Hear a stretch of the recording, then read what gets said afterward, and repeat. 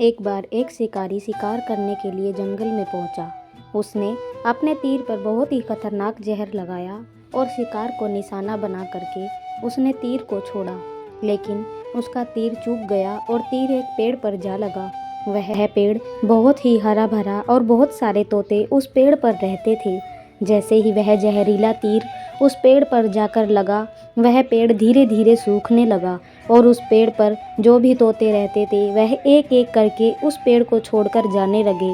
उस बड़े से पेड़ के कोटर में एक बहुत ही बूढ़ा तोता रहता था, जो बहुत ही धर्मात्मा और अच्छे मन का था। सभी तोते उस पेड़ को छोड़कर जाने लगे, लेकिन वह बूढ़ा तोता जाता था, दाना लेकर आता और उसी कोटर में आ करके बैठ जाता था, परंतु उस पेड़ को छोड़ने को तैयार नहीं था। बूढ़े तोते के साथियों ने कई बार आकर के उसे समझाया कि यह पेड़ सूख रहा है और किसी दिन गिर भी जाएगा, चलो किसी और पेड़ पर चलकर रहा जाए, परंतु वह बूढ़ा तोता वहां से जाने को तैयार नहीं हो रहा था। अब यह बात देवराज इंद्र तक पहुंची।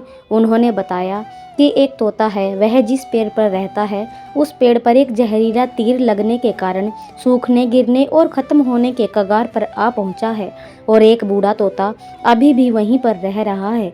वह दाना लेकर आता है और वहीं पर रहता है, जबकि उस जंगल में बहुत सारे पेड़ हैं, लेकिन वह उसी पेड़ पर रह रहा है। देवराज इंद्र प्रकट हुए और उस बूढ़े तोते से कहने लगे कि आप बहुत धर्मात्मा हैं, बहुत ही अच्छे मन के हैं, लेकिन आप इस पेड़ को छोड़कर किसी और पेड़ पर चले जाइए, क्योंकि यह पेड़ कुछ ही दिनों में गिर जाएगा। तालाब के पास में बहुत से बड़े बड़े हरे भरे पेड़ हैं, बड़े बड़े कोटर हैं, उन पेड़ों पर फल भी लगे होते हैं, उन्हें वहीं पर तोड़कर खा सकते हैं, परंतु यहाँ से आप चले जाएं।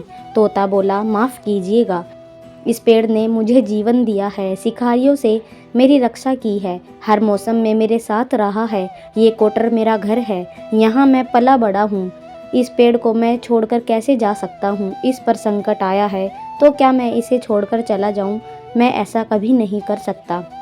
देवराज इंद्र तोते के इस बात से बहुत ही प्रसन्न हुए।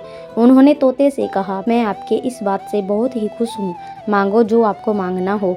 उस बूढ़े तोते ने कहा, मुझे बस इतना मांगना है कि जिस पेड़ ने मुझे जन्म दिया, जहाँ मैं रहा, पला बड़ा, जिसे आप मेरा जन्मभूमि कह सकते हो, आप इसे फिर से वैसा ही हरा भरा कर दो जैसा यह था। देवराज इंद्र ने अमृत से उस पेड़ को सींच दिया और पहले की तरह हरा भरा कर दिया। अब वह आपस में उस पेड़ पर आकर के बाकी तोते रहने लगे। वह बूढ़ा तोता कुछ समय तक और जिंदा रहा, फिर उसकी मृत्यु हो गई, वह स्वर्ग में चला गया। यह कहानी हमें सिखाती है कि जब भी किसी इंसान का बुरा दौर आता है तो इमोशनली वह टूटा हुआ होता है, उसे किसी के सहारे की ज़रूरत होती है, किसी की आवश्यकता होती है।